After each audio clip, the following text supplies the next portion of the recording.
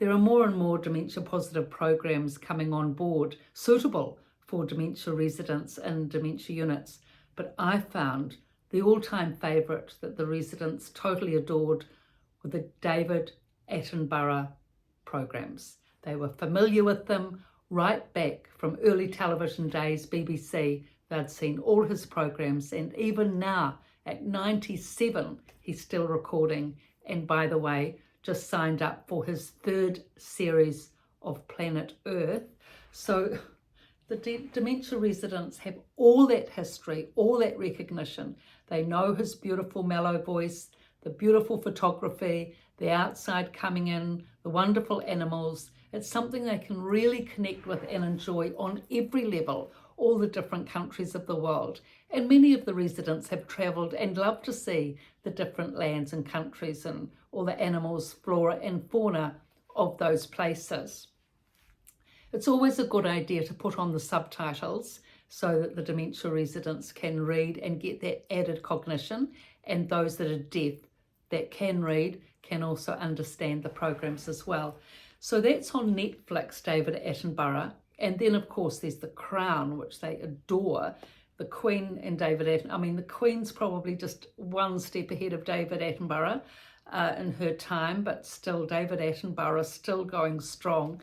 You know, they're much of a muchness, the Queen and David Attenborough. So The Queen and The Crown is a wonderful series because that series taps in with their intact past memory. The Queen's life, for many of them, is their life. They lived everything through her with their women's weeklies and women's days and knew everything about her life, and Prince Philip, Princess Anne. So seeing The Crown and it being acted out lifelike for them was really just like going back in time. So that was a magnificent program as well on Netflix. But more and more now, as I said, more programs are coming on board. There's My Life TV, British, which is set up specifically for dementia. Apparently the first station set up to do that in Britain anyway.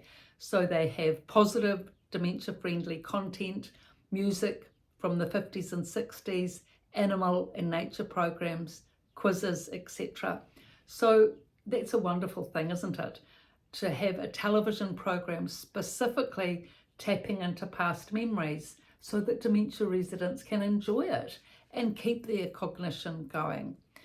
Apparently in USA there's a television program also for dementia called Me TV, and it has all those wonderful programs like Ed Sullivan interviewing the Beatles and all those magnificent Lucille Ball programs. I mean, in New Zealand, it's Lucille Ball is as if she's British to the Kiwis because she's such a favourite. In fact, I didn't actually know she was American till I just looked up now. I mean, I should by the accent, I know, but anyway, she's sort of British in her humour and mannerisms. And we watched Lucille Ball all through our childhood.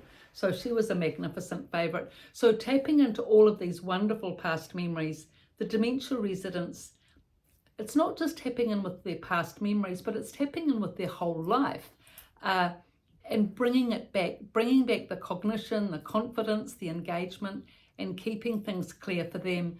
Whereas if they just watch television, you know, the usual normal television that they can't relate to because of loss of present memory, then really it's dispiriting.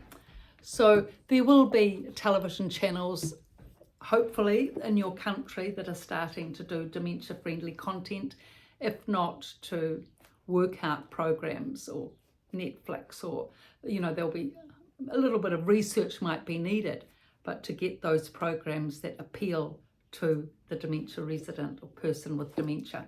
So I've written about these topics in these 2 books, The Resident's Voice and The Resident's Rise, both on Amazon and on my website, description below. Thank you for your likes and comments, and please subscribe.